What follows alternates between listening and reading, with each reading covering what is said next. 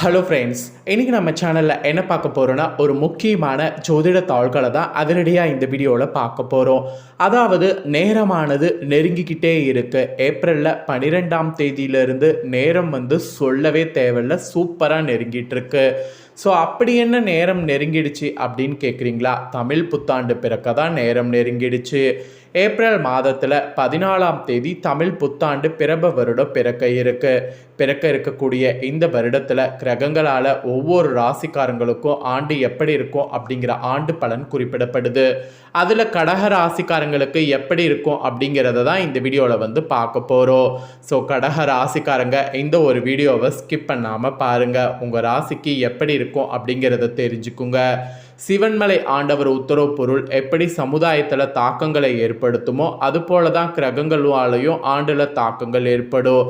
அதை நாம் புரிஞ்சு, அதை நாம் தெரிஞ்சு, அதை அக்செப்ட் பண்ணி அதற்கேற்ப நடந்துக்கணும்.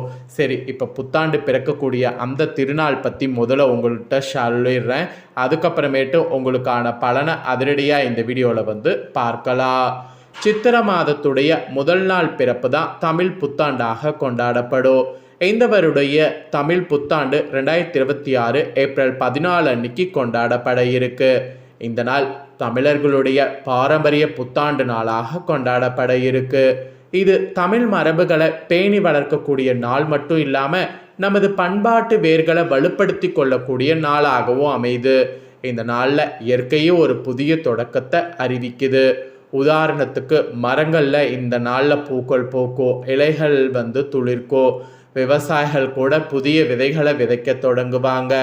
இந்த நாளில் பார்த்தீங்கன்னு வச்சுக்கோங்களேன், இன்னொரு பக்கம் அறிவியல் ரீதியாகவும் நிறைய மாற்றம் ஏற்படும். அதோடு ஜோதிட ரீதியாக சூரியன் மேசராசியில் பிரவேசிப்பார். இதனால் இந்த நாள் மேசராசி தொடங்கக்கூடிய நாளாகவும் அழைக்கப்படும். இதோடு தமிழ்நாட்டில் இந்த நாளை பல விதமாக கொண்டாடப்படும். நாமளும் இந்த வருடம் கொண்டாடலாம். வீடுகளை சுத்தம் செய்கிறது, கோலம் போடுறது, மாயில தோரணம் கட்டுறது, வீட்டு வாசலில் மஞ்சள் குங்குமம் அரிசி மாவு ஆகியவற்றால் அழகாக ரெடி பண்ணி வரவேற்பு வாசலாக அமைக்கிறது, இந்த மாதிரிலாம் பண்ணலாம். இதோடு புதிய உடைகளை அணிந்து கொள்ளும். குழந்தைகளுக்கும் புதிய உடைகள் வாங்கி தரணும். எல்லாத்துக்கும் மேலே முதியவர்களை வணங்கி ஆசீர்வாதம் பெறணும். அதோடு நெல், அரிசி, பழங்கள், வெல்லம், தேன் ஆகியவற்றை சேர்த்து நெய்வேத்தியம் செய்யணும். அதோடு விசிறி, கண்ணாடி, பூக்கள், பழங்கள், நகைகளை வைத்து கனி ரெடி பண்ணும். இந்த கனியை முதல்ல கடவுளுக்கு சமர்ப்பணிக்கு பண்ணும். அப்புறம் குடும்ப உறுப்பினர்கள் எல்லாருமே பார்க்கணும். இந்த நாளில் பாரம்பரிய உணவுகளான மாங்காய் பச்சடி, நீர்மோர், புளிப்பு, இனிப்பு, உப்பு, கசப்பு, காரம், துவர்ப்பு ஆகிய அறுசுவைகள் கலந்த உணவுகளை தயார் பண்ணும். இந்த அறுசுவை உணவுகள் வாழ்க்கையில் வரக்கூடிய ஏற்ற இறக்கங்களை அங்கீகரிப்பதாக குறிக்கப்படுது. அதனால் இதை நாம் பண்ணணும். அப்புறம் இந்த நாளில் தமிழ் இலக்கியங்களை படிக்கணும், இல்லைனா புதிய புத்தகங்களை வாங்கணும். மெயினாக இந்த நாளில் கோவிலுக்கு சென்று வழிபாடு செய்யணும், தானம் செய்யணும், ஏழைகளுக்கு உணவு வழங்கணும், உறவினர்கள் நண்பர்களை சந்தித்து புத்தாண்டு வாழ்த்துக்களை பரிமாறணும். இந்த நாளில் எதை முதல்ல பார்க்குறோமோ அதுதான் இந்த ஆண்டு முழுவதும் நமக்கு நன்மை தருங்கிற மாதிரி சொல்லப்படுது. அதனால் காலை எழுததும் தாய் தந்தையரை வணங்கி ஆசீர்வாதம் பெறணும். பின்னர் இறைவனை வழிபாடு செய்யணும். நல்ல விஷயங்களை முதல்ல பார்க்க இந்த நாளில் முயற்சி பண்ணும். இந்த நாளில் புதிய முயற்சிகள் தொடங்குங்க. புதிய வியாபாரம், புதிய வேலை, புதிய வீடு ஆகிய புதிய காரியங்களுக்கு இந்த நாள் சிறந்ததாக கருதப்படுது. அதனால் புது விஷயங்கள் எது வேணாலும் இந்த நாளில் ஸ்டார்ட் பண்ணுங்க. இப்பேற்பட்ட சிறப்பு நாள் தான் இந்த நாள். ஸோ இந்த புத்தாண்டு பிறக்கக்கூடியதையும் இந்த நாளில் பண்ண வேண்டியதையும் பார்த்தோம். இப்போ இந்த ஆண்டுக்கான பலனை பார்க்கலாமா? வாங்க. ஸோ 2026 தமிழ் புத்தாண்டு ராசி பலன் உங்கள் ராசிக்கு இப்போ ஷேர் பண்ணுற தெரிஞ்சுக்குங்க. அன்பான பண்பான கடக ராசினரு தாயன்பு நிறைந்தவர்களாக இருப்பீங்க. உங்கள் ராசினருக்கு 2026வது தமிழ் ஆண்டு விபரீத ராஜயோகத்தை கொடுக்கக்கூடிய ஆண்டாக அமைய போகிறது. கிரக ரீதியாக கெட்டவன் ராகு அஷ்டமஸ்தானத்தில் இருப்பதால் அதிர்ஷ்டம் உங்களை தேடி தானா வரும். தடை தாமதங்கள் விலகக்கூடிய வருடமாக இருக்கோ. மன சங்கடங்கள் மெயினாக அகலோ. ஞாபக சக்தியானது அதிகரிக்கோ. தைரியமும் தெம்பும் குடிப்புகோ. நினைப்பது நினைக்காத நேரத்தில் நடக்கோ. அன்றாட பணிகளில் திறம்பட செயல்பட முடியும்.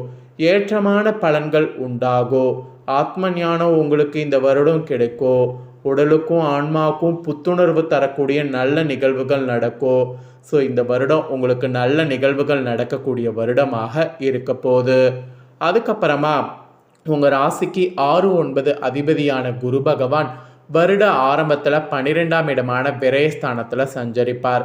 அப்புறம் வருடம் பிறந்ததுக்கு பின்னாடி ஜூன் 2 2026 வரை விரயத்தை கட்டுப்படுத்த வேண்டியதாக இருக்கும். அதன் பிறகு ராசிக்கு வந்து ஜென்ம குருவாக உச்சம் பெறப்போகிறார். அப்போ நீங்கள் திட்டமிட்டு செயல்படுவதன் மூலம் இழப்புகள்ல இருந்து மீள முடியும். அதோடு தொழில் கூட்டாளிகள், வாடிக்கையாளர்கள், நண்பர்கள் இவங்க வகையில் வீண் விரயங்கள் ஏற்படலாம். ஸோ வியாபாரத்தில் கூட பெரிய அளவில் பண முதலீடு செய்ய வேண்டாம். யாருக்குமே பெரிய பணம் கடனாக கொடுக்க வேண்டாம். சிலருக்கெல்லாம் சுப விரயங்கள் மிகுதியாகவே வரும். சிலர் தொழில், உத்தியோகம் அல்லது உயர் கல்விக்காக வெளிநாடு கூட செல்லலாம். பணவரவுகள் தாராளமாக இருந்தாலும் தவிர்க்க முடியாத விரயங்களையும் சந்திக்க நேரும். சேமிப்பு ஒரு பக்கம் கரையோ. கொடுக்கல் வாங்கல்ல பெரிய தொகைகளை ஈடுபடுத்தும் போது கவனம்ங்கிறது தேவை. அதோடு ஜாமீன் பொறுப்பு ஏற்கக்கூடாது. சிலருக்கு திருமணம், வீடு, வாகனம் என சுப செலவுகளும் ஏற்படலாம். வேலை பார்க்கக்கூடிய இடத்துல பிறர் விஷயங்களில் தலையிடாமல் இருப்பது நல்லது. பங்கு வர்த்தகர்கள் புத்திசாலித்தனத்தோடு செயல்படுவது அவசியம். விரயமும் இழப்பும் எந்த விதத்தில் வேண்டுமானாலும் இருக்கலாம். அதனால் எல்லாத்திலுமே விழிப்புணர்வோடு செயல்பட வேண்டும். ஸோ விழிப்புணர்வோடு செயல்பட்டால் பெரிய பெரிய நஷ்டம் ஏற்படாமல் தப்பிக்கொள்ளலாம். அப்புறம் உங்கள் ராசிக்கு 7 8 அதிபதியான சனி பகவான் 9ஆம் இடமான பாகிஸ்தானத்தில் சஞ்சரிப்பார். எதிர்மறை எண்ணங்கள் விலகோ, கவலைகள் அகலோ, உற்சாகமாக ஆரோக்கியமாக இருப்பீங்க. எதிர்பார்த்த முன்னேற்றங்களால் மன மகிழோ, தொட்டது துளங்கோ, கொடுத்த கடன்கள் வசூலாகோ. சிலர்லாம் புதிய கூட்டு தொழில் துவங்கலா அல்லது பழைய தொழிலை விரிவாக்க செய்யலாம். அதோடு புதிய தொழில் ஒப்பந்தங்கள் கூட கிடைக்கும். பணியில் எதிர்பார்க்கக்கூடிய உயர்வுகள், இடமாற்றம் ஏற்பட வாய்ப்பு இருக்கு. புதிய வேலை தேடுபவர்களுக்கு தகுதிக்கேற்ற வேலை கிடைக்கும். கருத்து வேறுபாட்டோடு வாழ்ந்த தம்பதிகளுக்குள் நல்ல புரிதல் உண்டாகும். அதோடு திருமணம், குழந்தை பெறு, வேலை வாய்ப்பு, சொத்து சேர்க்கை போன்றவற்றில் நிலவிய தடைகள் அகலோ. தேவைக்கேற்ற தனவரவால் குடும்பத்தில் பொருளாதார நிலை சிறப்பாக இருக்கும். அழகு, ஆடம்பரம், நவீன பொருட்கள், தங்க, வெள்ளி இந்த மாதிரி நகை சேர்க்கையும் அதிகரிக்கும். அரசியல் பிரமுகர்களுக்கு கூட மிக சாதகமான நேரம். தந்தையின் ஆரோக்கிய சார்ந்த விஷயங்களில் மிகுந்த கவனம் தேவை. உற்றார் உறவினர்களிடம் விட்டு கொடுத்து அனுசரித்து செல்லும் போது வீண் மனஸ்தாபங்களை தவிர்க்கலாம். அதனால் அந்த மாதிரி செல்ல முயற்சி பண்ணுங்க. அதுக்கப்புறமா கெட்டவன் கெட்டிலும் கெட்டிடும் ராஜயோகம். இந்த பழமொழி எல்லாருமே கேள்விப்பட்டிருப்போம். பொதுவாக அசுப கிரகங்கள் மறைவு ஸ்தானத்திற்கு வருவது நல்லது. அந்த வகையில் அசுப கிரகமான ராகு பகவான் 8வது இடத்திற்கு செல்வதால் சில அதிர்ஷ்டம் சார்ந்த விஷயங்கள் உங்களுக்கு கை கொடுக்கும். ராகுவிற்கு குரு பார்வை இருப்பதால் அதிர்ஷ்டம் பேரதிர்ஷ்டமாக வாய்ப்பு இருக்கு. எல்லா செயல்களையும் எளிதாக சமாளித்து விடுவீங்க. விபரீத ராஜயோகம் உங்களை வழிநடத்த போகிறது. வீடு மனை சம்பந்தப்பட்ட விஷயங்களிலிருந்து வந்த சுணுக்க நிலை மாறும். தொழிலை விரிவுபடுத்த எடுக்கக்கூடிய முயற்சி வெற்றி பெறும். பல வருடங்களாக சொத்துல ஆக்கிரமிப்பு செய்தவர்கள் தாமதமாகவே பார்த்தீங்கன்னு வச்சுக்கோங்களேன் வெளியேறுவார்கள். அதாவது பல வருடமாக சொத்துல ஆக்கிரமிப்பு செய்தவர்கள் தாமாகவே வெளியேறுவார்கள். அடமான நிலங்களை மீட்க தேவையான பண உதவி கிடைக்கும். வீடு மாற்றம், வேலை மாற்றம் அல்லது ஊர் மாற்றம் என நீங்கள் விரும்பிய மாற்றங்கள் உண்டாகும். பங்கு சந்தை முதலீடுகளால் உபரி வருமானம் உண்டாகும். உடன் பிறந்த சகோதர சகோதரிகள் சுப செலவிற்காக ஒரு தொகையை செலவு செய்ய நேரும். அதோடு வேலை பளு இருந்தாலும் எல்லா பணிகளையும் திறம்பட செய்து முடிக்க முடியும். எதிர்பார்த்த அதிகாரமிக்க பதவிகளை பெறுவீங்க. சிலருக்கெல்லாம் பிறருடைய பொறாமை குணத்தால் கண் திருஷ்டி உருவாகலாம். அதனால் இந்த காலகட்டத்தில் அரசின் சட்ட திட்டங்களை மதிப்பது நல்லது. இல்லைனா அந்த கண் திருஷ்டி உங்களுக்கு ஆபத்தை ஏற்படுத்தும். ஸோ கடக ராசியில் பிறந்த நேயர்களுக்கு பலன்கள்னு பார்த்தீங்கன்னா இதெல்லாம் தாங்க பலன்களாக கிடைக்கும் என்பது இந்த ஆண்டுக்கு குறிப்பிடப்பட்டிருக்கு. குறிப்பிடப்பட்ட பலனை தெளிவாக இந்த வீடியோவில் வந்து உங்களுக்கு ஷேர் பண்ணிட்டேன். ஷேர் பண்ணதை தெரிஞ்சிருப்பீங்க. தெரிஞ்சதுக்கேற்ப நடந்து பயன் பெறுங்க. நீங்கள் இந்த பலனை பயன்பெறுவது பார்த்தீங்கன்னு வச்சுக்கோங்களேன், உங்கள் ஃப்ரெண்ட்ஸ் ஃபேமிலியில் இருக்கவங்களும் பண்ணணும். ஸோ அதனால் வீடியோ பார்த்து முடிச்சுட்டு இதை லைக் பண்ணி உங்கள் ஃப்ரெண்ட்ஸ் ஃபேமிலிக்கு வாட்ஸ்அப், ஃபேஸ்புக்கில் வீடியோ ஷேர் பண்ணுங்கள். அவங்களும் வீடியோ பார்க்கட்டும். அவங்களும் கடகராசிக்காரங்களாக இருந்தாங்கன்னா இந்த தாள்களை தெரிஞ்சுக்கிட்டும் இதற்கேற்ப நடந்து பலன் பெறட்டும். இதே போல் புதிய அப்டேட்டான நிறைய வீடியோ நம்ம சேனலில் போடப்படும். அதையெல்லாமே உடனுக்குடனே தெரிந்து கொள்ள மறக்காமல் நம்ம சேனலை சப்ஸ்கிரைப் பண்ணுங்கள். கூட பெல் பண்ண ப்ரெஸ் பண்ணுங்கள்.